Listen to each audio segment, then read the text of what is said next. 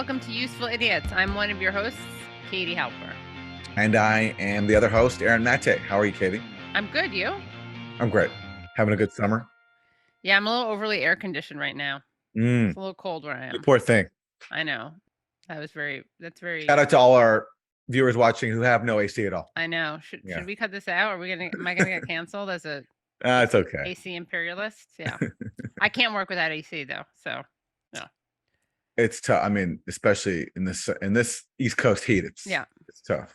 Well, thank God we have the Inflation Reduction Act. That's going to not do a lot for the climate. Yeah, that's right. Or I just learned this from David Dayen at the American Prospect, that you know how one of the big achievements of the act was that Democrats finally are going to accomplish a long time goal of negotiating drug prices, right? Using the government's power to negotiate drug prices. Well, it's only going to apply to a very small number of drugs. And they're not going to kick in. These negotiations are not going to kick in for at least 2 or 3 years. So many seniors right now who could really benefit from this. Unfortunately, some people might not live to see the benefits. Yeah. So great job, Democrats. Yeah, go Dems. Yeah. You know. Every piece of legislation from the Dems is basically Democrats suck. Well, speaking of Democrats suck. All right, let's get into it. Should we do the 4 basic food groups? Yeah. Let's go to the videotape. I got Democrats suck, so let's just go to the videotape. The Biden administration's ruled out releasing roughly $7 billion in foreign assets held by Afghanistan's central bank on U.S. soil. That's according to the Wall Street Journal, which reports Biden's decision not to return the funds came after he ordered the assassination of al-Qaeda's leader in Kabul. This comes as the United States warns a staggering 95% of Afghans are not getting enough food, with that number rising to almost 100% in female-headed households. Earlier this year, Democracy Now! Spoke with Masuda Sultan, Afghan-American women's rights activist. Human Rights Watch agrees with us. The head of the UN agrees with us. The head of the International Rescue Committee, David Miliband, agrees with us. You talk to just about every humanitarian organization, any economist, they will tell you that a central bank's reserves belong in the central bank. But instead, we have just decided that Afghanistan cannot have its central bank reserves, that economy will now be crippled. We just knocked the legs out of it.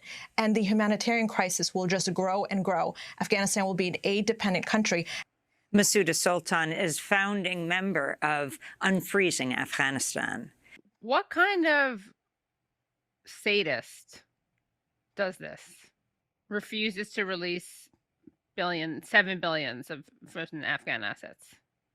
It's a sadist who waged a 20-year military occupation, knew from the start that it was losing. In fact, sabotaged the best chance it had at winning back when it could have negotiated with the Taliban, but Donald Rumsfeld, the genius, said, no, we don't negotiate with terrorists.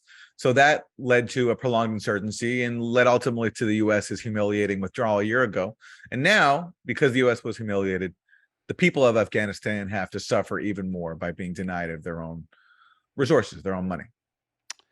And the UN is saying 95% of Afghans are not getting enough to eat.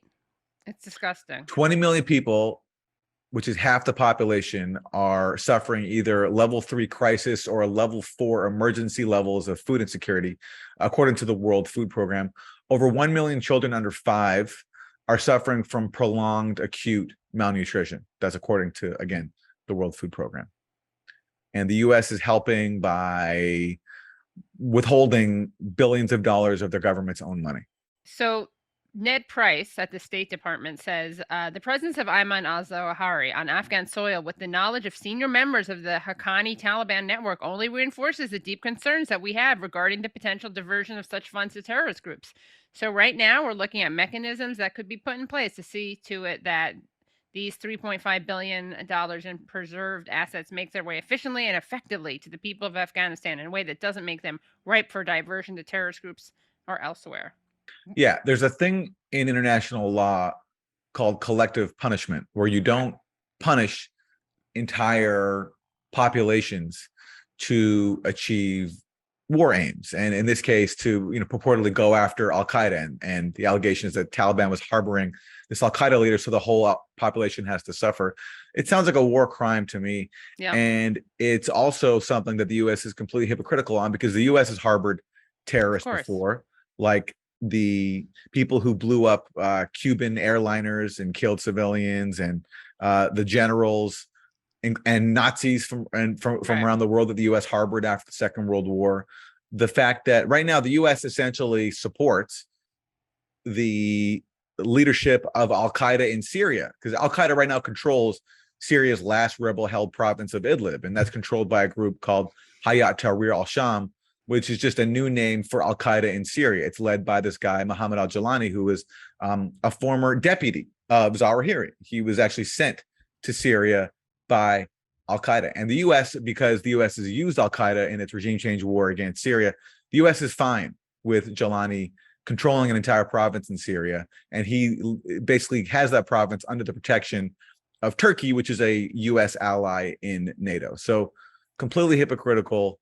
No reason why the Afghan people should suffer a day longer just because one elderly Al-Qaeda leader was living in Kabul. And of course, they were doing this. The U.S. was doing this to Afghanistan even before Zawahiri was killed. Right. Yeah, it's ex post facto. Yeah.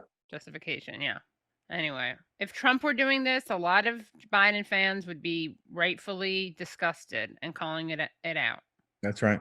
But Biden's doing it, so it's not a war crime. It's just, I don't know what, tough decisions, hard choices. All right. Well, so for Republicans suck, we have a Republican who very much is on board with the Biden administration's policies in Afghanistan and pretty much any other country that's been the target of U.S. regime change and military occupations. And that's Liz Cheney, who just lost her primary race in Wyoming, defeated by a Trump supporter who basically ran against Cheney on the platform of the fact that Cheney went against Trump over the whole January 6th thing. But Liz Cheney is now talking about possibly running for president in 2024. She dropped a hint in her concession speech. The great and original champion of our party, Abraham Lincoln, was defeated in elections for the Senate and the House before he won the most important election of all. Lincoln ultimately prevailed, he saved our Union, and he defined our obligation as Americans for all of history. Speaking at Gettysburg of the great task remaining before us, Lincoln said that we here highly resolve that these dead shall not have died in vain, that this nation under God shall have a new birth of freedom, and that government of the people, by the people, and for the people shall not perish from this earth. Whoa, the humility there. Yeah, look, so there's a lot of Republican suckiness going around here. You know, in fairness to Liz Cheney, and I gag a little bit saying those words, she was targeted because she did stand up to Trump's lies about having his election stolen. So, you know, fair enough. But the thing is, Liz Cheney doesn't care about democracy or integrity. Liz Cheney only cares that Trump humiliated her wing of the party. When he ran in 2016, he basically destroyed the Bush and Cheney dynasties. He called them out on the campaign trail for the Iraq War. And since then, the Cheneys have been on a revenge mission against him. They also just don't like he's bad for their brand. Their brand is regime change. Trump supports those policies. He carried them out. But he's too honest when he talks about, for example, stealing oil from Syria. You weren't supposed to say that. You're supposed to be like Dick Cheney and say that we're there to spread democracy and find missing WMDs. So that's the source of her dispute with Trump. And really, policy-wise, did the Cheneys ever stand up to Trump? No, they actually voted with him constantly. And there's a tweet here showing just some of this. So this is from Qasim Rashid on Twitter. He says, FYI, Liz Cheney opposed the Voting Rights Act, minimum wage increase, the Equality Act, Equal Rights Amendment, the George Floyd Act, Build Back Better, Infrastructure Bill, Inflation Reduction Act, the $35 insulin bill, Women's Health Protection Act, anti-gas price gouging bill, and voted with Trump 93% of the time, and is also a unhinged militarist who supports every single regime change operation, supports torture, worked under the Bush administration to help destabilize the Middle East and furtherance of her father's agenda. And Republicans are in a state where none of those issues matter. It's just the fact that she went against Trump. on his stop the steal scam. And luckily, though, for Liz Cheney fans, she's hinting there in that speech that she'll be running in 2024. And my question is, will she be doing this as a Republican, where she's no longer really welcome, or as a Democrat, where she's now treated as a hero? She's like worshipped every single day on MSNBC and CNN. So stay tuned. So is that why it's a Democrat suck? Because she's become a hero for Democrats? Well, so often, Katie, I mean, as you know well, so many Republicans suck and Democrats suck and always be interchanged for the other. Right. It's a fine line. Yeah. Yeah. I like the way she compares herself to Abraham Lincoln. I wonder if in the Civil War, which side? I have to wonder. Liz Cheney would be on. Yeah.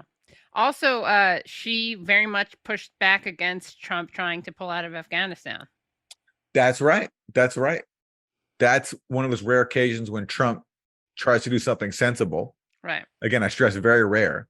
But yes, she sabotaged that along with members of the CIA who leaked fake claims about Russian bounties being put on U.S. troops. And Liz Cheney was a major driver of that. Right.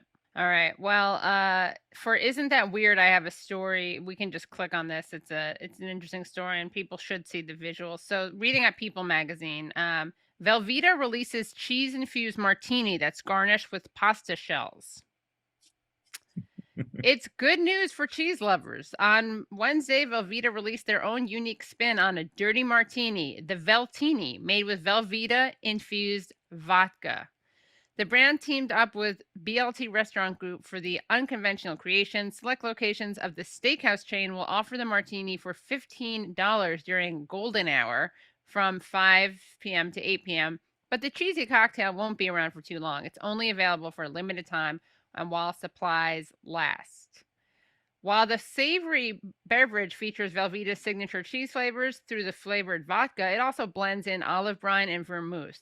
The garnishes elevate the cheese theme even further.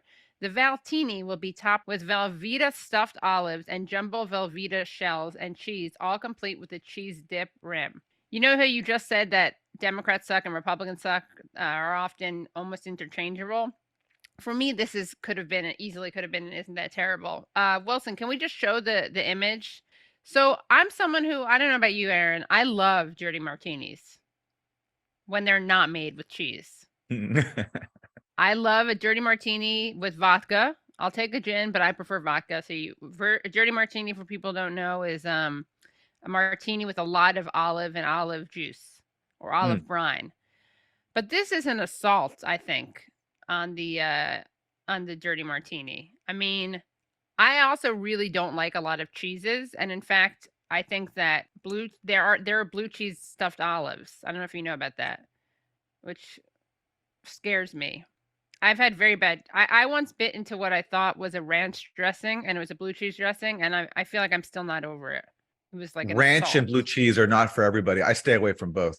Both interesting. Well, I like ranch, but I cannot deal with blue cheese. I really feel like there's you know how people overuse that word violence, but for me, it really is violence. Yeah. When my mouth is subjected to blue cheese. Yeah. But you do like ranch. That's interesting. I do like ranch. Ranch, they have it has a teeny bit of kick, but not the kick that blue cheese has. Blue cheese. And I know people who I respect because they like blue cheese, but they get how gross it would be if you don't like it. So that's my Isn't That Weird? Veltinis. That's very weird. That's very weird. If anybody orders a Veltini, please let us know how it is. Yeah. Use the hashtag #UsefulIdiotsPod. Yeah. For Isn't That Terrible? I mean, I had so many options this week for Republican suck that I just had to use this for Isn't That Terrible? This is a story out of Mississippi. Check what the governor of Mississippi has to say. So this is Governor Tate Reeves of Mississippi, and this is what he says in a new post. And he quotes Ronald Reagan: "Government programs once launched never disappear. Today, Mississippi, we are ending RAMP, a federal program that incentivizes people not to work by using taxpayer dollars to pay up for 15 months of free rent and utilities. RAMP was originally intended to help those struggling as a direct result of COVID. Yet, like so many other government programs on Democrats' wish lists, it fundamentally lost its way and no longer serves its original purpose. Mississippians pay enough for their own rent. They shouldn't have to pay for others too." So what he's doing here is basically Mississippi got federal money, not state money, federal money to help people pay their rent. in the COVID era. And there's still millions of dollars left in that funding package that Mississippi got from the federal government. This governor, Reeves, is returning the money to Washington. It's not even state money. It's federal money he's returning to Washington. So basically, he's telling residents of his own state, sorry, we're not going to help you. We're not going to let the federal government help you pay your rent. We're giving it back to the government. So whatever, they can presumably spend more money on Raytheon and Lockheed Martin to send off to Ukraine. And I like the way he tries to shame people and also imply that it's like Mississippians pay enough for rent. They shouldn't have to pay for other people's. Well, what about the people who can't pay their rent, who are Mississippians? According to Reeves' office, there's $130 million remaining in this fund. That's a lot of money. And this is at a time when last year there was a survey that found that more than 60% of people polled were worried about facing eviction or foreclosure. So at this time, when Reeves could be using the money that he's already been given to help these people, he's giving it back. That's so disgusting. That is genuinely terrible. What's not terrible is that we have a great show for you coming up. Yes, we do. We are going to be joined by Chairman Omali Yeshitela. He is chair of the African People's Socialist Party. And he was recently raided by the FBI before Trump was. That's the raid that's getting a lot of attention right now, the Trump raid. But this raid happened in late July. He was a trendsetter before it was cool. Yeah. And the story is crazy. And very few people are talking about the story when they really should. So we're going to hear from him about what happened in that raid and about, his broader history of political activism as a Black liberation activist in this country. So let's go to the interview with Omali Yeshitela.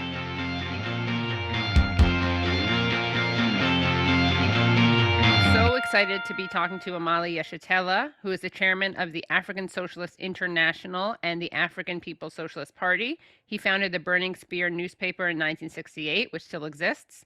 He's been a longtime advocate for reparations and participated in the International Tribunal on Reparations for African People, which was held in Brooklyn, New York in 1982. And he founded the International People's Democratic Uhuru movement in 1991. So welcome. Thank you very much. Thank you for having me. Of course.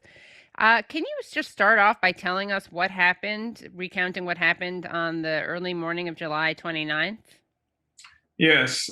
On that morning, my wife and I were sitting at the dining room table, preparing for the day. It was 5 o'clock in the morning when we were talking about things, and there was a doula class that was being organized, that had been organized, and that would be occurring at our center, the Uhuru House here in St. Louis, where 20 young African women were being trained to be doulas. It's part of the overall Black Power Blueprint project that we have here in St. Louis, and a city where something like there are enough Black babies that die in the first year of life to fill 15 kindergarten classrooms every year. So that's one of the projects that we were taking on, and we were talking about that. She had to get to the Uhuru House. She was overseeing this project. And I was actually preparing to go to the gym. So we were just sitting and talking about things. And suddenly, out of the night, this loud, booming voice saying that we should come out, the people who were in this residence should come out with our hands empty and our hands up. And this is the FBI. And at first it was startling, and we weren't quite sure if this message was directed at us or not, because occasionally if there's something like a tornado coming through, you'll hear this sound that comes out, warnings, et cetera. So we were not sure what it was we were hearing right away. And the voice continued to come, and they actually used the specific address and said that people should come out with our hands up and our hands empty. So, and that this is the FBI. Explosions began to happen all around the house. These flashbang grenades were going off, and I was to learn later that they had actually penetrated into the back stairwell in the house and had detonated these flashbang grenades in the stairwell. And but I didn't know at the time where it was coming from. And so I asked my wife, who's also a leader in our movement, to let me go down first, and she should get on the phone to contact people, let them know what was happening, that we were being raided. And she tried, but unsuccessful because they had jammed our phones, so we couldn't communicate with anybody. So I went down the stairs, and as soon as I was exiting the stairwell, in front of the house, there was this armored vehicle, and I could see these camouflage wearing FBI agents, and I don't know who else there, and bouncing off my chest or hitting me in the chest were several of these laser dots that comes from automatic weapons. So I was sure that they were going to kill me at that moment. And my wife was following me out of the house. And as I opened the door for her to come down the stairs, a drone passed over her head, going up the stairwell into the house. So there was a command to come this way, and we walked toward the person who was making the command, who seemed to be somebody with some authority. I was told to put my hands behind my back. They zip tied me. My wife, when she came down, they put handcuffs on her. They wanted us to sit on the curb outside, and something that we didn't do. And so and all the time this is going on, these flashbang grenades are still going off around the house and perhaps in the house, in the stairwell of the house. They would break windows. They would knock the doors in. And I'm asking, what is this about? And they said that we have a search warrant. And I asked to see the search warrant. The answer was, well, I don't have it, but someone over here has it in some place in the vicinity. Why is this happening? They said that later this morning, some indictment is going to be issued in Tampa, Florida, for a Russian national. And should he ever come to the United States, he would be arrested. At the same time, although I didn't know it, the office of the African People's Solidarity Committee, which is the Solidarity Front of our party, which is comprised of white people mostly who do work in 130 some odd cities and 30 states in the United States around reparations and taking the struggle of African people, that's their work, into the white communities. That center recently opened in South St. Louis, which is the majority white section of the St. Louis, was raided. They used battering rams and knocked the doors in. They used the flashbang grenades. They taped the video cameras to make sure that they were not seen, their activities were not recorded, although they didn't succeed absolutely. And upstairs, there's an apartment. They went to the apartment upstairs, two young members of our organization, white people were there. They were handcuffed. They were at gunpoint, held at gunpoint. And then across town, the homes of Penny Hess and Kitty Riley, two other members, white people who support us and are part of our movement and organization, their house was raided. Again, knocking doors in and holding them at gunpoint. And they took, in each of these places, they took all of our devices, our cell phones, our laptops, our iPads, anything like that. They tons and tons of information, obviously, like on these devices they have captured. And so at the same time in St. Petersburg, Florida, as this was going on,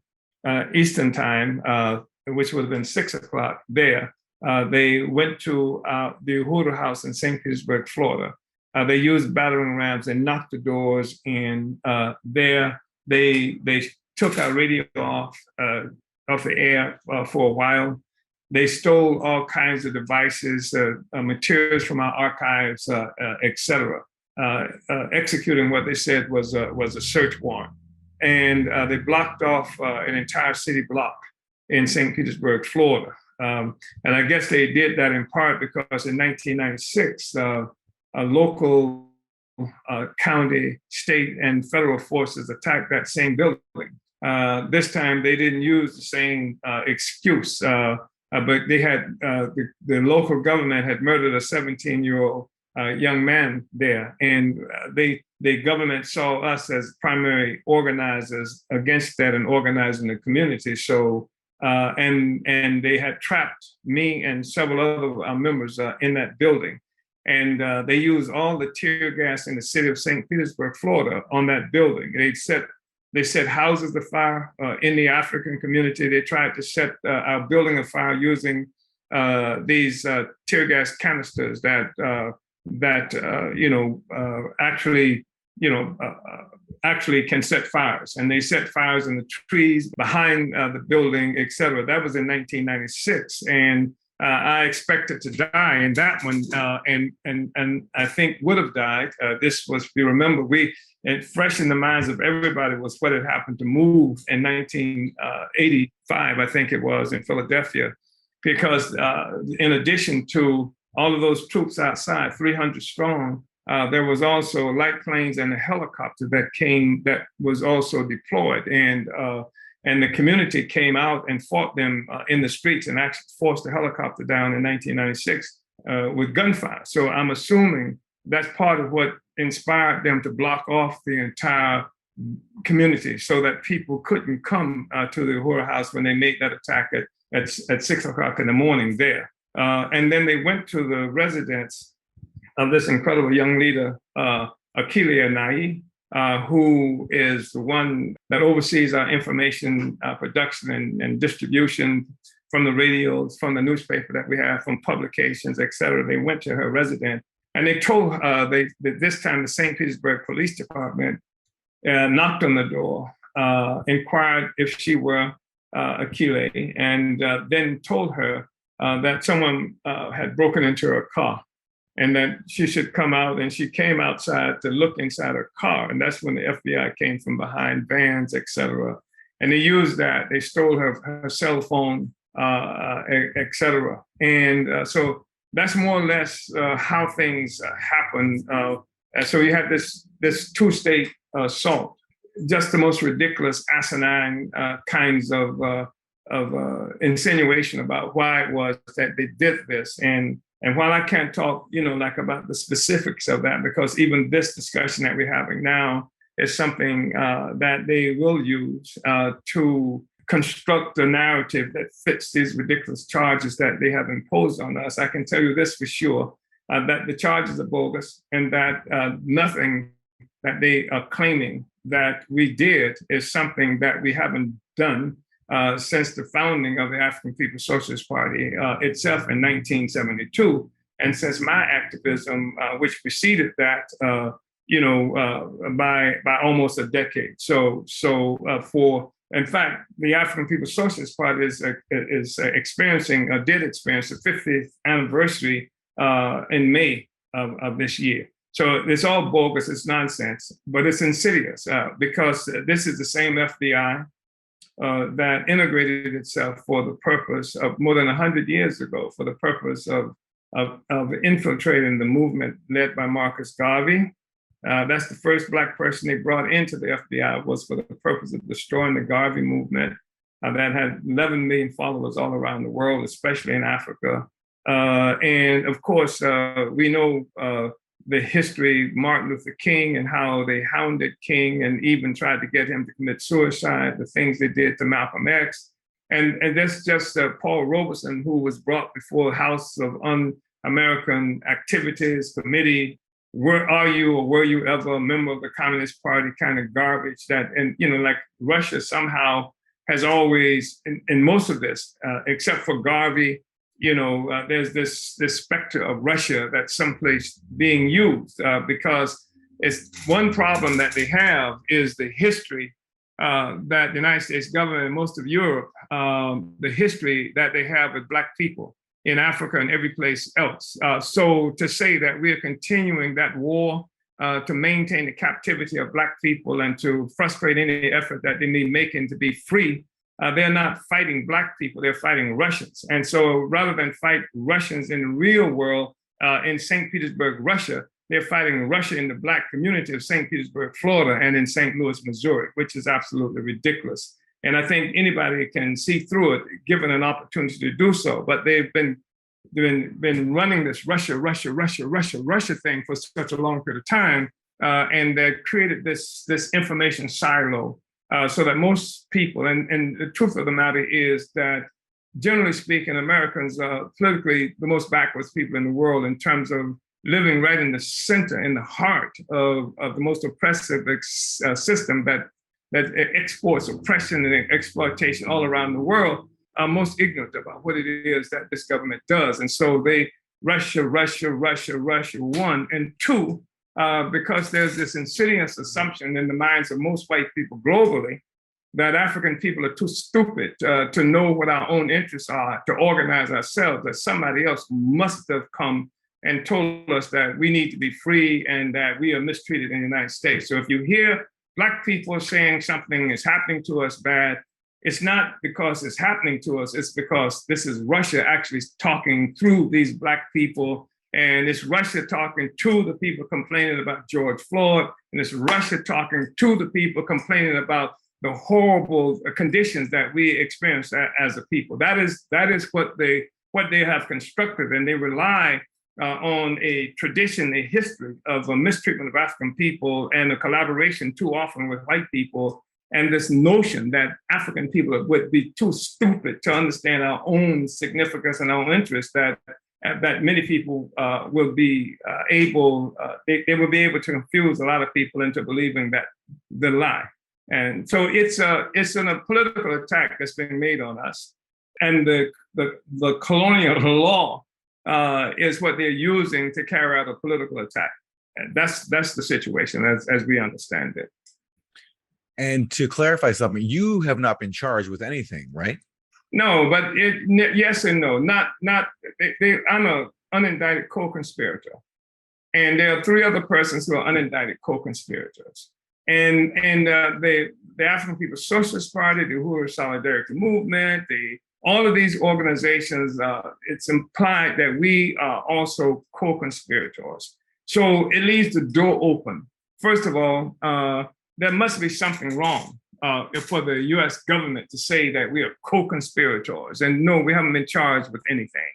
And the really interesting thing about this is the man that they charged in Russia, should he come to the United States, should he be put on trial, should he be convicted, his sentence would be, if he got the maximum 5 years. If I were convicted on what they said he made me do, the maximum sentence is 10 years. So I mean, it's just the most ridiculous thing. It's an attempt to crush the Black liberation movement, and also the support, because what we've done is incredible. And I want to invite you, I want to invite people who are viewing this, come to St. Louis and see for yourself. I mean, because there's this implicit in this notion of being unindicted co-conspirators as this group lurking out there in the dark recesses of America that's making all this stuff happen. You come to St. Louis, see the Black Power blueprint, see how we've transformed an entire African community in North St. Louis. Come to St. Petersburg, Florida. Go to Oakland, California. Go to Philadelphia, where we've created a farmers, One Africa, One Nation market that allows more than 100 vendors to come and feed their families as a consequence of what we put on the ground there. This is who we are, and this is what they're intended to destroy. Because our success in uplifting communities and things like this makes us a negative statement about the government. Because if we can do it with no resources, if we can win white people in this country to participate in giving reparations to the African community through us, so that we can build a basketball court in North Philadelphia where children are accustomed to playing in the streets and don't have any access to anything, which impacts not just recreation, but how people begin to perceive themselves being forced to live under these circumstances. If we can open up a bakery cafe where we're going to train African men and women coming out of the prison system to participate in that industry, and then purchase and create a fourplex and actually furnish that so that there'll be a place for them to live while they participate in this African international workforce that we are creating. Why doesn't the government do it? And the problem is that because the government wants African people to live the way we live for a number of reasons that we don't have to go into, but the fact is that we do it. And if you look at history, you see that those organizations that's been most involved in changing the condition of Black people on the ground, the Marcus Garvey, with 11 million, well, first time in the history of Black people since our captivity, we own steamship lines through Garvey, and they framed Garvey up, the FBI and others, and got rid of him. Malcolm X, who believed in self-determination. Martin Luther King, who was waging a struggle, a poor people's campaign, organizing poor people to these are the forces that they attack, and those who are affected. They named the Black Panther Party J. Edgar Hoover, who was the executive director of this domestic political police that they call the FBI. In 1969, declared that the Black Panther Party was the greatest threat to the internal security of the United States, not the Russians, not the Chinese, but Black people who are living in housing projects and things like that throughout this country. That's who's under assault now. And we're not going to let them get away with saying that it's the Russians' idea to fight for reparations. It's the Russians' idea to complain about what's happened to Black people and to make economic development happen in our communities. We've always done this. In 1950s, you may be familiar, 1952, around that same period, Paul Robeson and others went to the United Nations talking about reparations, recharge genocide. That was the thing that they took to the United Nations. So somehow, for the Russians to have discovered this and rediscovered through the Russians, it's just so bogus on its face. But they don't expect this to be significant based on some adherence to law. It is the assumptions that's out there about Black people. It's the assumption about the crisis that this country is going through now. It's the Russia thing, and the absolute reality that the United States is losing its place as the big hegemon, like in the world. Things are happening in the real world. And a lot of people are concerned and made unsettled by this, and they don't have good explanations for it, except for the explanations coming from some mouthpiece of the United States government. And Hoover, who you mentioned, of course, is heavily tied to the police raid in Chicago that killed Fred Hampton. I'm wondering if that was going through your mind as this was happening to you. Of course. I mean, that was the thing that I thought they were going to kill me, especially when I walk out the door. Why would they train, not just one, but all of these laser dots from automatic weapons on my chest when I walk out? Of course, Fred Hampton. They went to Fred Hampton's house at 4 o'clock in the morning. It's 5 o'clock now, and they come to my house. And so that's the thought that's on my mind. Of course, Bobby Hutton, who was killed in 2 days, April 6th, 1968, I think it was, after King, he was shot a number of times because he came out with his hands up and he stumbled, and they killed him.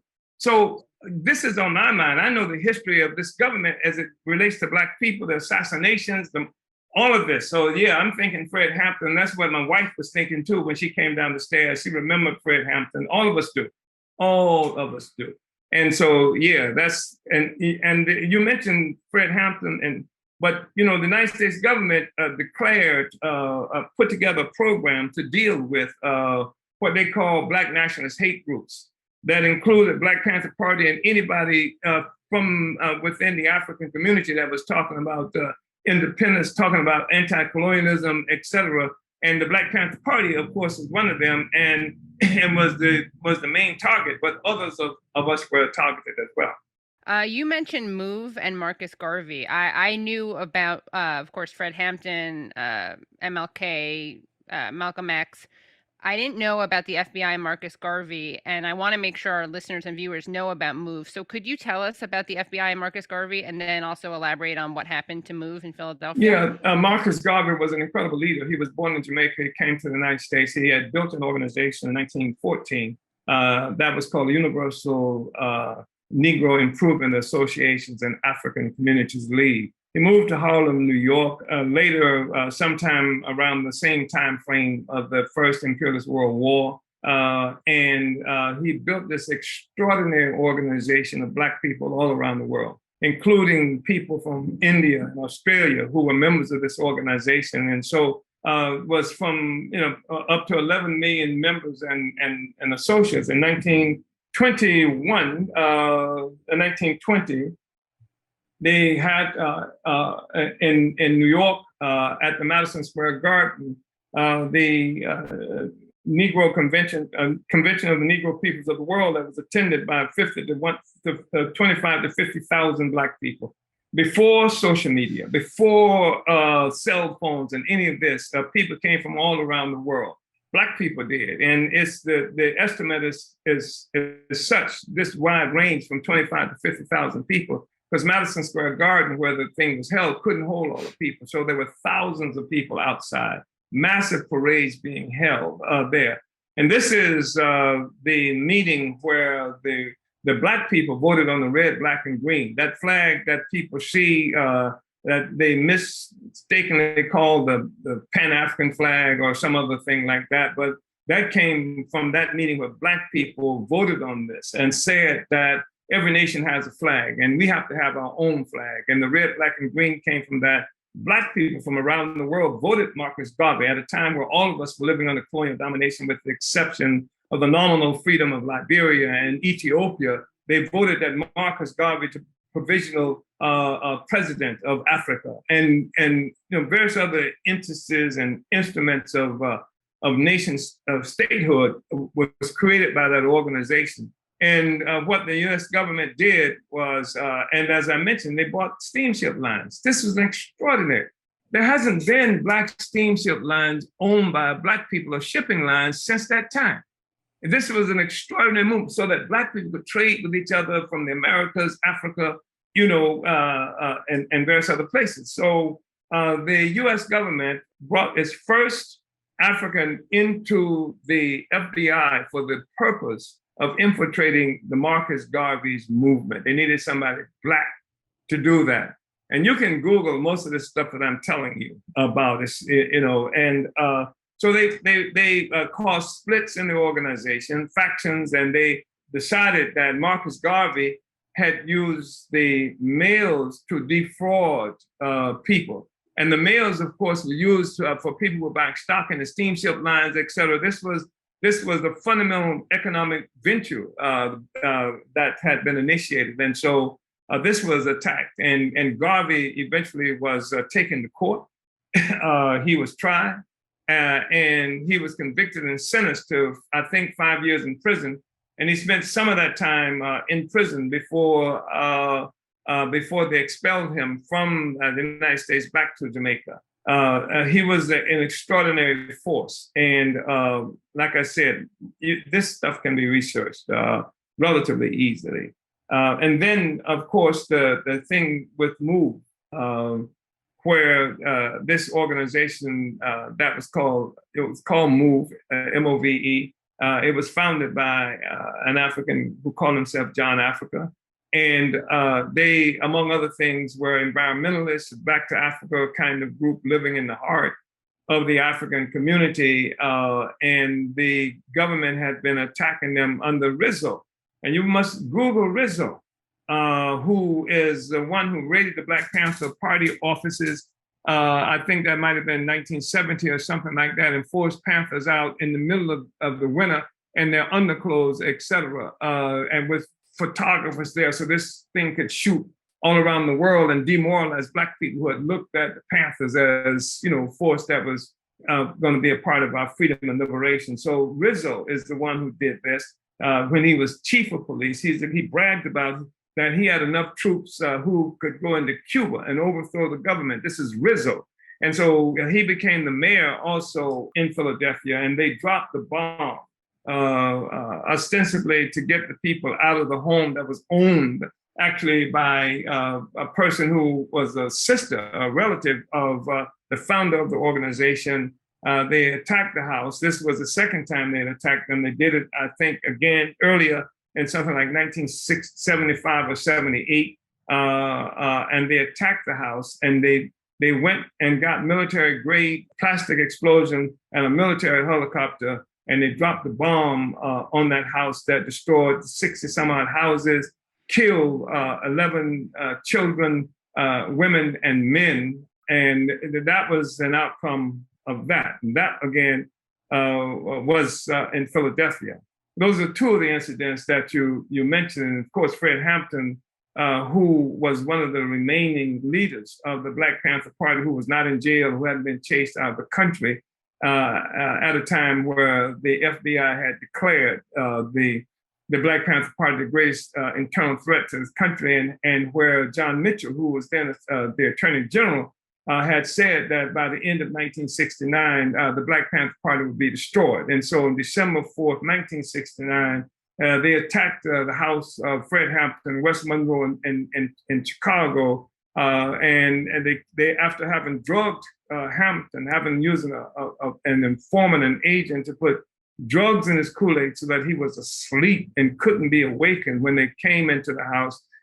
They shot their way into the house. They killed Mark Clark, a young man who was on security, and they had a diagram of where Hampton was sleeping. And so they shot through the wall and through the walls with automatic rifle fire. And then Hampton's wife, Akua, and Jerry, talks about she was almost 9 months pregnant in bed with him. And she talked about how she could feel the mattress vibrating that they were on from the bullets that were coming through the wall, etc. When the police finally stopped firing and came into the house, they dragged her out of the bed by her hair and pushed up against the wall. And one of them went, well, what do you know? We got a broad here talking about her. And then she heard a voice said that he'll barely make it, talking about Fred. And then gunshots saying he's good and dead now. And then the Chicago police, working with the FBI, by the way, when they did this, the Chicago police, did that chant like Fred is dead. It was a popular song that came out of Chicago at the time about drug pushers and stuff like that, and how drugs will kill you. And Fred is dead was the song, and that's what the Chicago police were chanting, after they murdered Fred Hampton. So. This is just typical of the war that's being made against our people. And that's just in the United States. That's not the murder of Lumumba, where they cut him up in little pieces. US CIA, who were working for Eisenhower and who was in power there, who was what you call lame duck, and then Kennedy, who was coming in. They murdered Lumumba. They cut him up in little pieces. They put him in vats of acid and then burned it afterwards. And just recently, they sent a tooth back to Congo so that some semblance of a funeral could happen for him. That's what the United States government is doing. And then what I'm doing now, and even having this discussion, implicit in the charges that alleged against me, is not me saying this, Russians saying this through me. And then this is part of this whole trap that I'm supposed to be in, and anybody's supposed to be in, if we're going to talk about what's happened to African people. And that's just the tip of the iceberg. What do you think of the calls? Of course, a lot of Trump fans who said nothing about the raid on your center are now saying abolish the FBI. What do you think of the calls to abolish the FBI? And to hear the rest of the interview, please go to usefulidiots.substack.com. Well, Chairman, look, thanks so much for your time. And where can people go again to support your movement and learn more about the African People's Socialist Party? Well, I would really call on people to go to APSP Uhuru, UHURU.org. Also, the International People's Democratic Uhuru Movement, led by an extraordinary young woman who's based in St. Louis, but it's an international component of our movement also. It's having its convention on between September 2nd and 4th. And it's going to be in St. Louis. And I would ask people to register, to visit. So it's going to be virtual and otherwise. And so you can go to INPDUM 2022 Eventbrite. And finally, brothers and sisters and comrades, the 14th annual Black People's March on the White House is happening November 5th and 6th. This is through the Black is Back Coalition that we organized. It's comprised of 18 different organizations. That's part of the whole process of pulling together a movement after this military assault that killed so many leaders in the past, and which is another reason that we're a problem. But this mobilization will be happening November 5th and 6th in Washington, D.C. people can go and get more information. Go to blackisbackcoalition.org, blackisbackcoalition.org, and plan to be in DC on November 5th and 6th. There's going to be a rally, a march in the White House, and then a conference following that. And obviously, we're going to have to take up this question that you and I are talking about now as a part of that process. So I call on people to join with that and go to apspuhuru.org, and you can find much of what it is that I'm talking about now. And I want to thank you for having us. And you also have your Omali Taught Me Sunday video series, right, on YouTube? Oh, yes. Omali Taught Me Sunday. I didn't know you were aware of that. Yeah. Yes, a study we do every Sunday, and it happens now at 10 Eastern Time, 9 Central Time, and you can get information on that too through going to apspuhuru.org. Ask about Omali Taught Me. It's a study we do regularly. Thank you so much.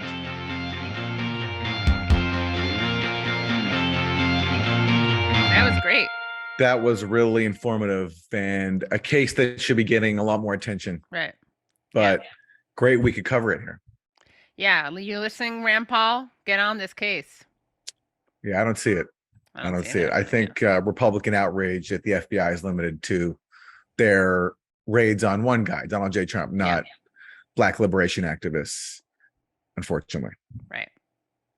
Well, that was a great interview, and we really wish them luck with this case that obviously for legal reasons they couldn't get into a lot of details, but we wish them luck, and we're going to do everything we can to amplify what's going on with them. And to get more, you can go to usefulidiots.substack.com, sign up and support us there. Yeah. And we'll see you next week. Yeah, really interesting conversation. You will definitely not want to miss. See you next week. Hello, thank you so much for listening to and watching Useful Idiots. For full episodes and extended interviews, please subscribe at usefulidiots.substack.com. You can subscribe on YouTube at youtube.com/usefulidiots for clips, live streams, and full episodes. Also, subscribe to us wherever you find your podcast. Follow us on Twitter at UsefulIdiotPod and use the hashtag UsefulIdiotsPod. Join us Mondays at 10 a.m. for the Useful Idiots Monday Morning Show, where we discuss the Sunday morning news shows so you don't have to watch them.